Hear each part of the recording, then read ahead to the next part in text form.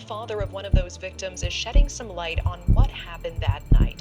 Steve Goncalves says that there is evidence that his daughter Kaylee was trying to escape, but was trapped both by the attacker and another one of the victims. Because the reality is if they cannot prove a motive, it's going to be very difficult to build the case and put Bryan Kohberger kind of the why he was at the scene and why he would do something like this.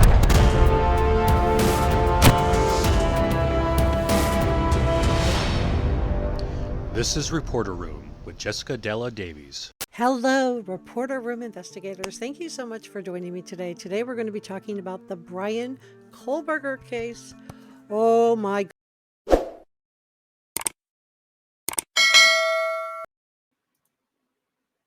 Let me make sure I'm sharing the right thing. Yep. Okay. All right. So BK was seen multiple times on the University of Idaho campus, you guys. Get this. Okay, so one sophomore told People magazine that she saw BK drinking water at the food court at the student union as he sat alone.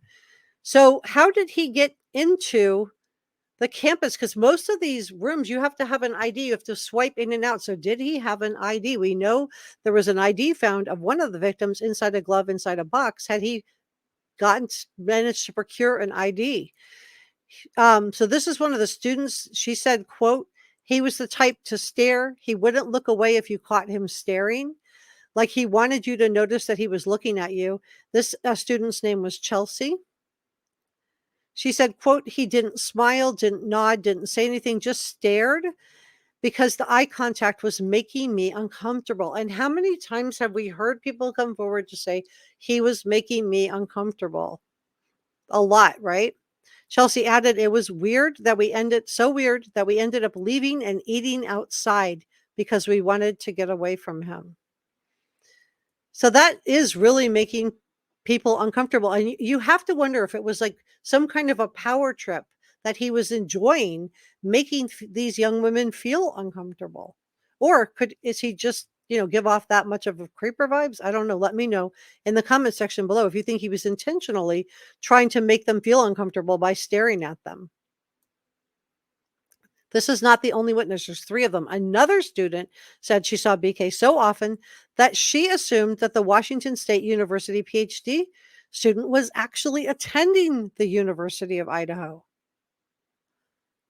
She said, quote, it's not a huge school. It's like a small town.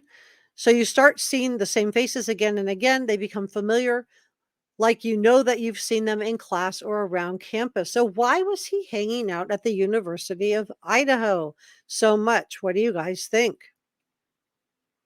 The student described BK as really quiet, and here we go with the staring again, just really quiet and really intense staring, adding that he made me uncomfortable. So this is the second student. This is separate from the other one. This is separate from Chelsea. This is the second one. Again, talking about staring. So was he sitting at the University of Idaho? Was he intentionally trying to intimidate young women? Or did he just, stare and just make people uncomfortable naturally? What do you guys think? So that's 2. Now we have a third student also told the news outlet that they recognized BK after he was arrested and charged in the November 13th crimes. I'm watching my words. So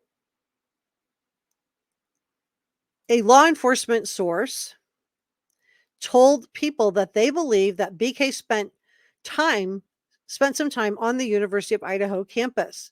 Whether or not BK is guilty of doing away, I'm watching my words, with these, there's something wrong if a grown man who isn't a student can just wander around the campus. This is Mar Sampson, whose daughter was a student last semester. She said, quote, everyone needs to be aware of their surroundings and should feel free to speak up if someone makes them uncomfortable. I agree. So these sightings by the 3 students, these were not the first time that BK made them feel uncomfortable. The owner of the 7 Sirens Brewing Company, so this is not Idaho, this is back, the 7 Sirens is in Pennsylvania when he was going to DeSales University. So when he was getting his bachelor's degree, he said BK harassed women at his bar where he usually sat alone observing and watching other patrons until he started drinking. He said that BK's behavior, again, this is the bar owner of the Seven Sirens in Pennsylvania. So BK's behavior caused enough concerns for employees to put a note in the company system about him. So they had a note about him in their system. He said, quote, staff put it in there. Hey guys, this guy makes creepy comments.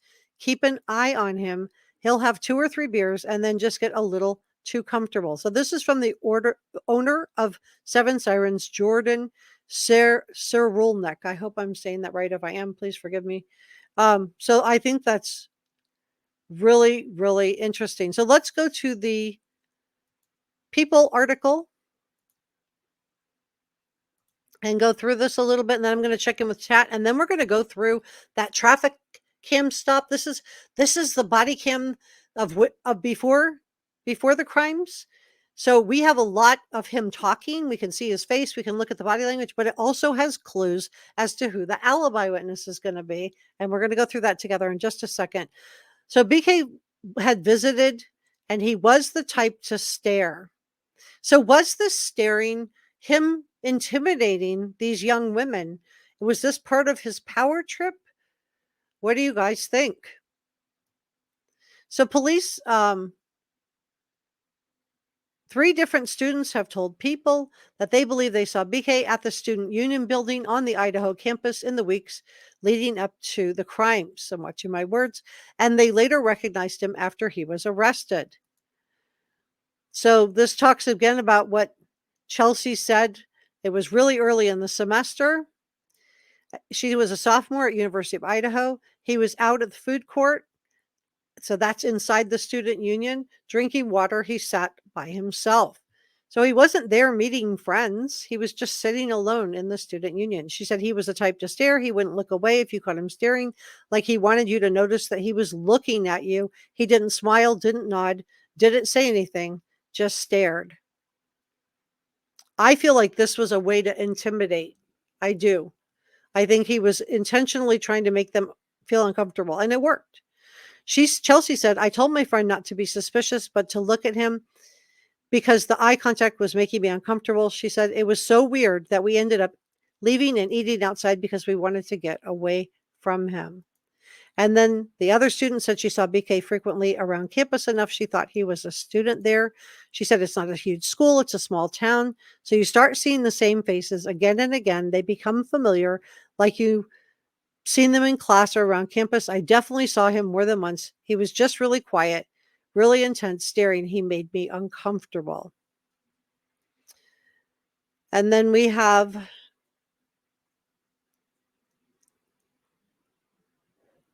the third sighting, which I shared with you in the other article.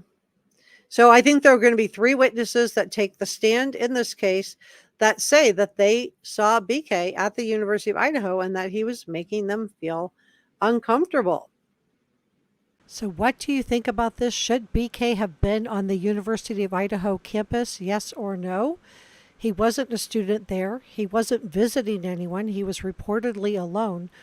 And if you haven't already, please join the Reporter Room family and subscribe.